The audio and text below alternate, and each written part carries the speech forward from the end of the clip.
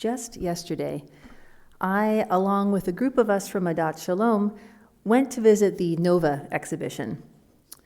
The website of the Nova exhibition describes it as an installation that creates a sacred space, echoing the weight of the victims' and survivors' memories, surrounded by remains salvaged from the festival grounds, scorched cars, bullet-ridden bathroom stalls, and personal belongings, all left behind. Indeed, it was a sacred space. And indeed, it echoed the weight of memory, the weight of grief and deep sadness. Yet it was not only dark. As it described the weeks and months since October 7th, it demonstrated the groundwork for healing, physical, mental, and emotional, and even intergenerational, as it proclaimed with strength and with pride, "We will dance again." This morning, I want to share with you all my personal experience of seeing the Nova exhibition, and especially to encourage all of us who were not able to join the Adat Shalom group who attended yesterday to experience this exhibition for yourselves before it leaves Los Angeles in early October. Now, this installation affected me powerfully, so personally, because in addition to being a Jew, a rabbi, and a proud Zionist, I'm also a fan of trance music, of electronic party music, the same kind of music that is played and celebrated and danced to at festivals like Nova in Israel and worldwide. Some of you might remember the presentation we had here at Adat Shalom a few months ago, back in February 2024, made via Zoom by Amit Musai, a survivor of the Nova Festival. I had met Amit when I went to Israel back in December 2023 on a solidarity mission organized by the Rabbinical Assembly. In Amit's presentation in December, I connected with him immediately, not just because we listened to the same music, but also because we're the same age. Neither of us are kids who are just hearing this music now for the first time. Instead, it was back in the day that we were both kids, he in Tel Aviv and I in San Francisco, hearing these rhythmic electronic beats that were definitely not played on mainstream radio, and falling in love with not just the music, but the culture. The best way I can sum up the culture of trance music is with an acronym, and I might be dating myself a bit here, but this acronym is PLUR. It stands for peace, love, unity, respect. Whether you're at a major music festival with globally recognized DJs, or at an intimate full moon trance party on the beach, that ethic, that culture of positivity, is always there. It's accurate to say that these gatherings are not just about fun and not just about music. Of course, they're about both of those things, but even more than that, they're spiritual. They're about community and connection. Now, when you think of taking this culture of positivity that is inseparable from trance music, and you think about planting it in Israel, the place where the Jewish people made the desert bloom, I'm sure it's easy to imagine how our uniquely Jewish values, our uniquely Jewish creativity, made the Nova Festival a trance party like no other. One point of fact that illustrates this so beautifully is the Nova Festival's commitment to caring for the land it took place on, caring for the environment. The organizers of the festival took extraordinary measures to minimize waste, to promote recycling, and to ensure that partygoers and vendors took responsibility for cleaning up after themselves, to not leaving a mess behind when the party was over.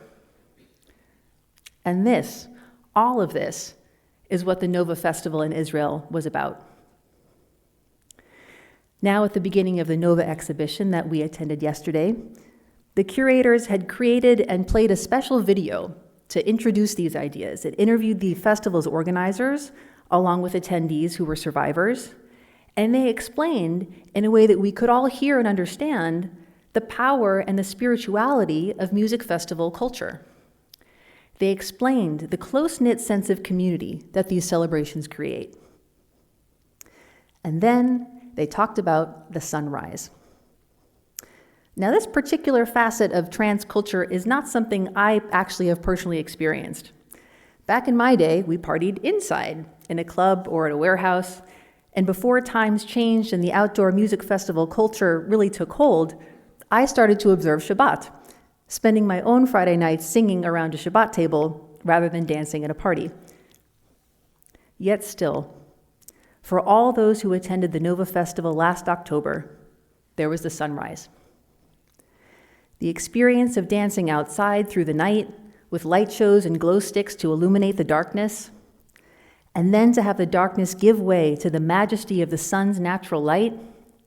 One of the Nova attendees who was recorded on this video spoke so beautifully about dancing to someone next to someone in the darkness, and then as the sun comes up, being able to see their face, being able to look into their eyes, and feeling this powerful connection on a whole other level. Everyone who attends outdoor festivals like these agrees. The sunlight is the peak, the culmination of joy of the entire experience.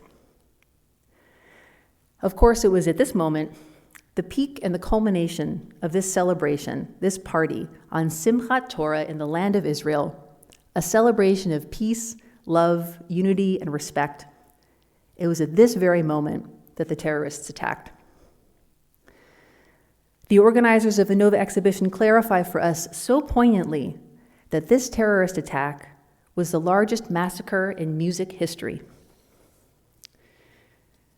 After watching this introductory video at the Nova exhibition, I walked into the next area of the installation, seeing video after video, hearing recordings of phone calls, seeing screenshots of text messages. It was like hearing Amit Musai's story, like we had heard when we Zoomed with him last February, but 5 or 6 or 10, or I don't even know how many times over. This section of the exhibition focused on the very moment the attack began, the earliest minutes and hours. It was arranged in a narrow row, and I moved ahead very slowly, feeling the need to listen to every second of every phone call, to watch every moment of every recording that the exhibition displayed. I felt like I needed to take in every moment of these recordings to honor the memory of those who were there, those who survived, and those who were killed. Moving into the main area of the installation, I saw some of its most dramatic artifacts: actual cars that had been scorched by terrorists, actual porta potties that had been shot at by terrorists, and clothes, shoes, and backpacks left behind in the chaos. There were even more videos, interviews of survivors, of bereaved family members, of civilians and soldiers who had brought young people to safety and who had brought home the bodies of those killed back to their loved ones. There were thanks and acknowledgments to all those who had planned and carried out all the security protocols put in place. And there were clarifying and sobering statements about the value and importance of the safety plans that the Nova Festival had, and the partygoers' willingness to follow instructions in the moment. This saved so many lives. There were walls of memory for those killed, some with photos, some without, some with brief tributes written by loved ones, and some with just the phrase, "May her memory be a blessing." Yet then I began to approach the far end of the main area, and I saw something very different. It was a piece of art called Altar, Code of Life. Its description begins, "This minimalist installation draws its inspiration from 3 ancient healing traditions: the Jewish Kabbalah, the Mexican curanderos, and intentional art, all using similar wisdoms to evoke miracles and healing." This work of art was complex and beautiful, and I can't describe it in its entirety, but I'll share one detail. It contains the Hebrew text taken from our Torah, our ancient plea for healing spoken by Moses, El na rafa na la, please God, heal her. At this point, the tone, the light, and the color of the exhibition began to shift, and I moved to the next area. This whole next area was devoted to the Tribe of Nova Foundation, the new organization created by the Nova Festival as an immediate response to the needs of survivors and bereaved families. I was particularly struck by the phrase healing journey to describe this next chapter in the history of the Nova Festival, of the Nova community, and even of the Jewish people. For me, it answered the question I was asking but hadn't yet spoken out loud. Now that all this has happened, what do we do next? The answer is, according to the Nova community, that we begin a journey of healing. Particularly poignant for me, and I imagine for many of us who have seen the Nova exhibition already, were the videos of survivors of the Nova Festival interacting with survivors of the Shoah, of the Holocaust. Watching young Israelis in their 20s thirsting for the wisdom that only fellow survivors have to share, and hearing them receive that wisdom from people who are old enough to be their great-grandparents and who have never heard trance music, illustrates the intergenerational strength, the closeness, and the love that we all know exists within the Jewish people. And the final section of the exhibition was another video, a closing video. It showed footage of the Nova Healing Concert held in Tel Aviv this past June, 2024. It showed video from the Nova Festival site today, which has now become a memorial.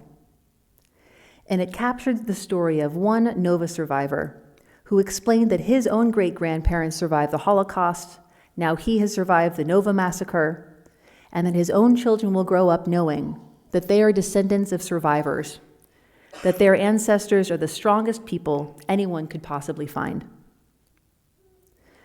Now, when I adjourned to the post-exhibition area with information, gifts, and espresso drinks for purchase, I was still very much processing all I had taken in. I looked twice at all the t-shirts and the dog tags, and I just wasn't ready to make a selection on the spot.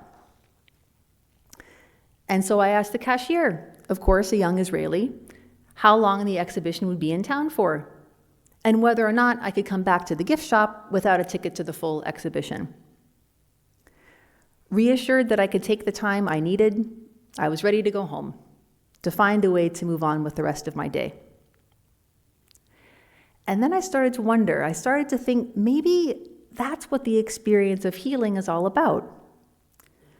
We have to make sense of all we've taken in, of all we've gone through physically, mentally, emotionally, and spiritually, and take the time we need to process, recognizing that some of us need more time, some of us need less, and no one's needs are wrong or incorrect. We need reassurance, and we need a compass, a grounding that we can look to anchor us, to help us remember that we can move on and we can continue healing at the same time. Today is September 7th. We're exactly 11 months since that horrible and tragic day. We've taken time to make sense of all that has happened and will continue to take time in the weeks and months ahead. No one's process, no one's needs are wrong or incorrect. And as we move through this time together, may we be anchors for one another. May our Adat Shalom community be an anchor for all of us as we move through this season of reflection, this season of grief and remembrance, this season of healing. Shabbat Shalom.